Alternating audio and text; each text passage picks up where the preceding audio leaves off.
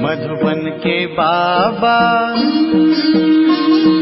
मधुबन के बाबा मुरली वाले, आपका क्या कहना, आपका क्या कहना। मधुबन के बाबा मुरली वाले, आपका क्या कहना। ओम शांति। 4 फरवरी 2024 आज की अव्यक्त बाप दादा के मुरली के रिवाइज कोर्स 31 जनवरी 1998। पास विद ऑनर बनने के लिए हर खजाने का अकाउंट चेक करके जमा करो। आज बाप दादा हर एक छोटे बड़े चारों ओर के देश विदेश के बच्चों का भाग्य देख हर्षित हो रहे हैं। ऐसा भाग्य सारे कल्प में सिवाय ब्राह्मण आत्माओं के किसी का भी नहीं हो सकता। देवताएं भी ब्राह्मण जीवन को श्रेष्ठ मानते हैं। हर एक अपने जीवन के आदि से देखो कि हमारा भाग्य जन्मते ही कितना श्रेष्ठ है। जीवन में जन्मते ही माँ बाप की पालना का भाग्य मिलता है, उसके बाद पढ़ाई का भाग्य मिलता है, उसके आगे गुरु द्वारा मत व वरदान मिलता है। आप बच्चों को पालना, पढ़ाई और श्रीमत वरदान देने वाला कौन? परमात्मा द्वारा इन तीनों ही प्राप्त है। पालना देखो, परमात्मा पालना कितने थोड़े कोटों में से कोई को मिलती है। परमात्मा शिक्षक की पढ़ाई आपके सिवाय किसको भी नहीं मिलती है।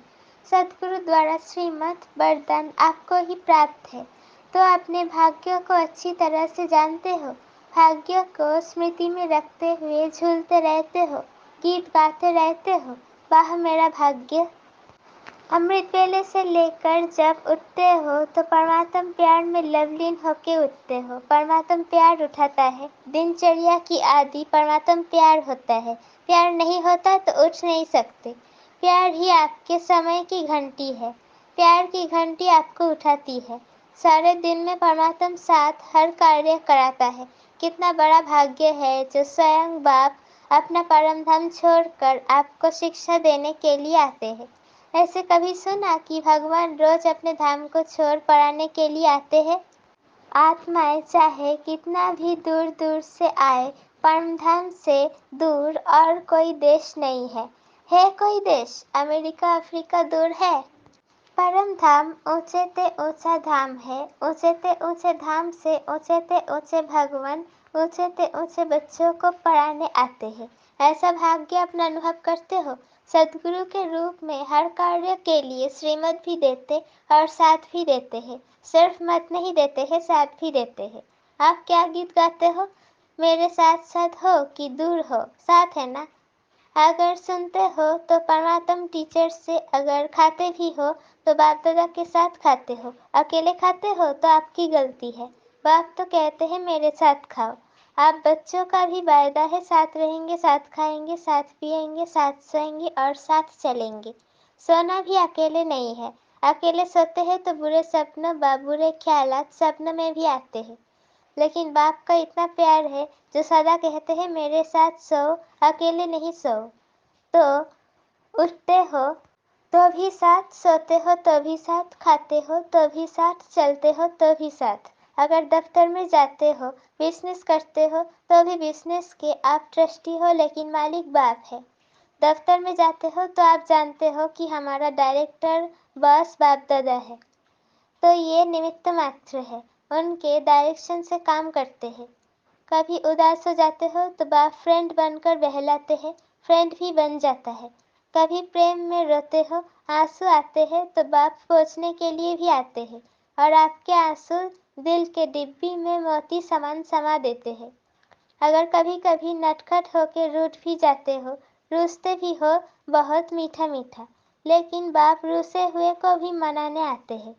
बच्चे कोई बात नहीं, आगे बढ़ो, जो कुछ हुआ बीत गया भूल जाओ, बीती सो बीती करो, ऐसे मनाते भी है। तो हर दिनचर्या किसके साथ है? बाप दादा के साथ। बाप दादा को कभी कभी बच्चों की बातों पर हंसी भी आती है। जब कहते हैं बाबा आप भूल जाते हो, एक तरफ तो कहते हैं कंबाइंड है। कंबाइंड कभी भूलता है क्या? जब साथ साथ है तो साथ वाला भूल सकता है क्या? तो बाबा कहते हैं, शाबाश, बच्चों में इतनी ताकत है जो कंबाइंड को भी अलग कर देते हैं। है कंबाइंड और थोड़ा सा माया कंबाइंड को भी अलग कर देती है। बाप दादा बच्चों को खेल देखते यही कहते हैं, बच्चे अपने भाग्य को सदा स्मृति में रखो। होता क्या है, सोचते हो हाँ मेरा भाग्य बहुत ऊंचा है, लेकिन सोचना स्वरूप बनते हो, स्मृति स्वरूप नहीं बनते हो। सोचते बहुत अच्छा हो, मैं तो ये हूँ, मैं तो ये हूँ, मैं तो ये हूँ, सुनाते भी बहुत अच्छा हो, लेकिन जो सोचते हो, जो कहते हो, उसका स्वरूप बन जाओ। स्वरूप बनने में कमी पड़ जाती है। हर बात का स्वरूप बन जाओ, जो सोचो वो भी स्वरूप अनुभव करो। सबसे बड़े से बड़ा अनुभवी मूर्त बनना। अनादि काल में जब परम धाम में है तो सोचना स्वरूप नहीं है, स्मृति स्वरूप है। मैं आत्मा हूँ, मैं आत्मा हूँ, ये ही सोचने का नहीं है, स्वरूप ही है।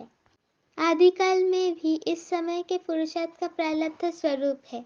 सोचना नहीं पड़ता मैं देवता हूँ, मैं देवता हूँ, स्वरूप है। तो जब अनादिकाल आदिकाल में स्वरूप है तो अब भी अंत में स्वरूप बनो। स्वरूप बनने से अपने गुण शक्तियाँ स्वतः ही इमर्ज होती है। जैसे कोई भी ऑक्यूपेशन वाले जब अपने सीट पर सेट होते हैं तो वो ऑक्यूपेशन के गुण कर्तव्य ऑटोमेटिक इमर्ज होते हैं। ऐसे आप सदा स्वरूप के सीट पर सेट रहो तो हर गुण, हर शक्ति, हर प्रकार का नशा स्वतः ही इमर्ज होगा। मेहनत नहीं करनी पड़ेगी।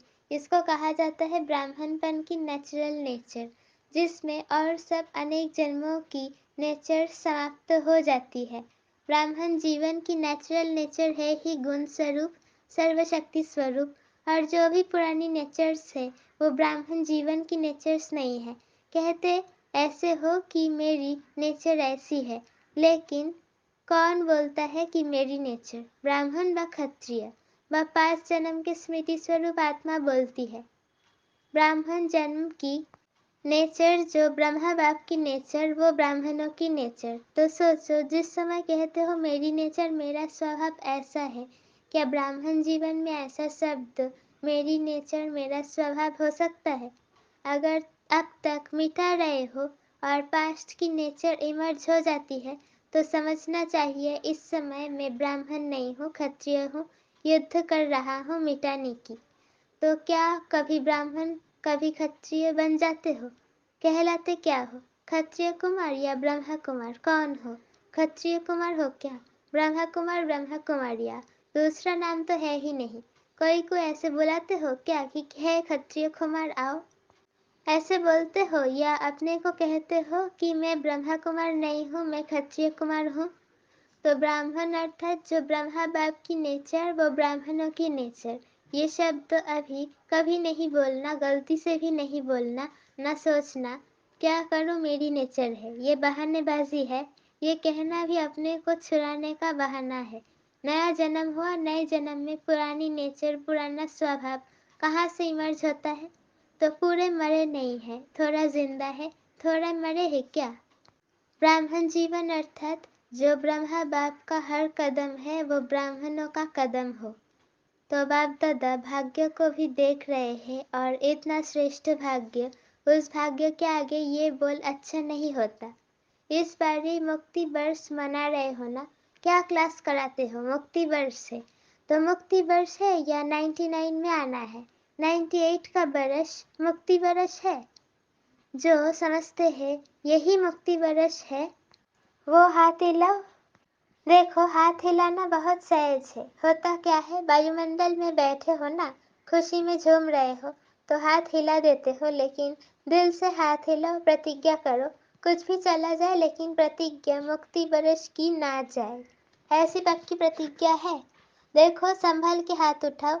इस टीवी में आवे या ना आवे, बाप दादा के पास तो आपका चित्र निकल रहा है।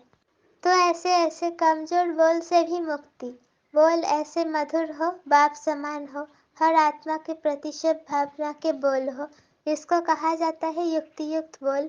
साधारण बोल भी चलते फिरते होना नहीं चाहिए।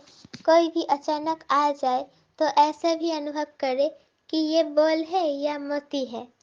शुभ भावना के बोल हीरे मोती समान है, क्योंकि बाप दादा ने कई बार यह इशारा दे दिया है कि समय प्रमाण अभी थोड़ा सा समय है सर्व खजाने जमा करने का। अगर इस समय में समय का खजाना, संकल्प का खजाना, बोल का खजाना, ज्ञान धन का खजाना, योग की शक्तियों का खजाना, दिव्य जीवन के सर्व गुणों का खजाना जमा नहीं किया तो फिर ऐसा जमा करने का समय मिलना सहज नहीं होगा। सारे दिन में अपने को इन एक एक खजाने का अकाउंट चेक करो। जैसे स्थूल धन का अकाउंट चेक करते हो ना, इतना जमा है, ऐसे हर खजाने का अकाउंट जमा करो, चेक करो। सर्व खजाने चाहिए। अगर पास विद ऑनर बनने चाहते हो तो हर खजाने का जमा खाता इतना ही भरपूर चाहिए जो 21 जन्म जमा हुए खाते से प्रारब्ध भोग सको। अभी समय के टू लेट की घंटी नहीं बजी है, लेकिन बजने वाली है। दिन और डेट नहीं बताएंगे, अचानक ही आउट होगा टू लेट। फिर क्या करेंगे? उस समय जमा करेंगे। कितना भी चाहो समय नहीं मिलेगा, इसलिए बाप दादा कई बार इशारा दे रहा है, जमा करो, जमा करो, जमा करो। क्योंकि आपका अभी भी टाइटल है सर्वशक्तिमान, शक्तिवान नहीं, सर्वशक्तिमान। भविष्य में भी सर्वगुण संपन्न, सिर्फ गुण संपन्न नहीं। ये सब खजाने जमा करना अर्थात गुण और शक्तियाँ जमा हो रही है। एक खजाने का गुण और शक्ति से संबंध है। एक एक खजाने का गुण और शक्ति से संबंध है। जैसे साधारण बोल नहीं तो मधुर भाषी, ये गुण है। ऐसे हर एक खजाने का कनेक्शन है। बाप दादा का बच्चों से प्यार है, इसलिए फिर भी बार बार इशारा दे रहे हैं, क्योंकि आज की सभा में सब वैरायटी है। छोटे बच्चे भी है, टीचर्स भी है, क्योंकि टीचर्स ही तो समर्पण हुई है। कुमारियाँ भी है, प्रवृत्ति वाले भी हैं, सब वैरायटी है। अच्छा है, सभी को चांस दिया है, ये बहुत अच्छा है। बच्चों की तो काफ़ी समय से अर्जी थी ना बच्चे? हमको मिलने का चांस कब मिलेगा? तो अच्छा हुआ, सब वैरायटी गुलदस्ता बाप के सामने है। अच्छा, बाप दादा की सारे विश्व की निमित्त टीचर्स के प्रति एक शुभ भावना है कि ये वर्ष कोई की भी कोई कंप्लेंट नहीं आनी चाहिए। कंप्लेंट की फाइल खत्म हो जाए। बाप दादा के पास अभी तक बहुत फाइल है, तो इस वर्ष कंप्लेंट की फाइल खत्म, सब फाइन बन जाए। फाइन से भी रिफाइन पसंद है ना? कोई ऐसा भी हो, उनके साथ चलने की विधि सीखो। कोई क्या भी करता हो, बार बार विघ्न रूप बन सामने आता हो, लेकिन ये विघ्नों में समय लगाना, आखिर ये भी कब तक? इसका भी समाप्ति समारोह तो होना है ना? तो दूसरे को नहीं देखना, ये ऐसे करता, मुझे क्या करना है? अगर वो पहाड़ है तो मुझे किनारा करना है, पहाड़ नहीं हटना है। ये बदले तो हम बदले, ये तो पहाड़ हटे तो मैं आगे बढ़ूँ। ना पहाड़ हटेगा, ना आप मंजिल पर पहुँच सकेंगे। इसलिए अगर उस आत्मा के प्रति शुभ भावना है तो इशारा दिया और मन बुद्धि से खाली खुद अपने को इस विघ्न रूप बनने वाले खुद अपने को उस विघ्न स्वरूप बनने वाले के सोच विचार में नहीं डालो। जब नंबरवार है तो नंबरवार में स्टेज भी नंबरवार होनी ही है, लेकिन हमको नंबर 1 बनना है। ऐसे विघ्न व व्यर्थ संकल्प चलाने वाली आत्माओं के प्रति स्वयं परिवर्तन होकर उनके प्रति शुभ भावना रखते चलो। टाइम थोड़ा लगता है, मेहनत थोड़ी लगती है, लेकिन आखिर जो स्व परिवर्तन करता है, विजय की माला उसी के गले में पड़ती है। शुभ भावना से अगर उसको परिवर्तन कर सकते हो तो करो, नहीं तो इशारा दो, अपनी रेस्पॉन्सिबिलिटी खत्म कर दो और स्व परिवर्तन कर आगे उठते चलो। ये विघ्न रूप भी सोने का लगाव का धागा है, ये भी उड़ने नहीं देगा। ये बहुत महीन और बहुत सत्यता के पर्दे का धागा है।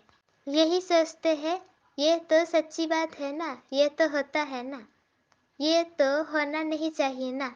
लेकिन कब तक देखते, कब तक रुकते रहेंगे? अब तो स्वयं को महीन धागों से भी मुक्त करो, मुक्ति वर्ष मनाओ। इसलिए बच्चों की जो आशाएं है, उमंग है, उत्साह है, इसके सभी फंक्शन मनाकर बाप दादा पूरे कर रहे हैं। लेकिन इस वर्ष का अंतिम फंक्शन मुक्ति वर्ष का फंक्शन हो। फंक्शन में दादियों को सौगात भी देते हो, तो बाप दादा को इस मुक्ति वर्ष के फंक्शन में स्वयं के संपूर्णता की गिफ्ट देना। अच्छा, चारों ओर के परमात्म पालना, पढ़ाई और श्रीमत के भाग्य के अधिकारी विशेष आत्माओं को सदा सोचना और स्वरूप बनना दोनों समान करने वाले बाप समान आत्माओं को सदा परमात्म विल पावर द्वारा स्वयं में और सेवा में सहज सफलता प्राप्त करने वाले निमित्त सेवाधारी बच्चों को सदा बाप को कंबाइंड रूप में अनुभव करने वाले सदा साथ निभाने वाले सच्चे साथी बच्चों को बाप दादा का याद प्यार और नमस्ते। वरदान संबंध संपर्क में संतुष्टता की विशेषता द्वारा माला में पिरोने वाले संतुष्ट मणि भव। संगम युग संतुष्टता का योग है। जो स्वयं से भी संतुष्ट है और संबंध संपर्क में भी सदा संतुष्ट रहते व संतुष्ट करते हैं, वही माला में पिरोते हैं, क्योंकि माला संबंध से बनती है। अगर दाने का दाने से संपर्क नहीं हो तो माला नहीं बनेगी। इसलिए संतुष्ट मणि बन सदा संतुष्ट रहो और सर्वों को संतुष्ट करो।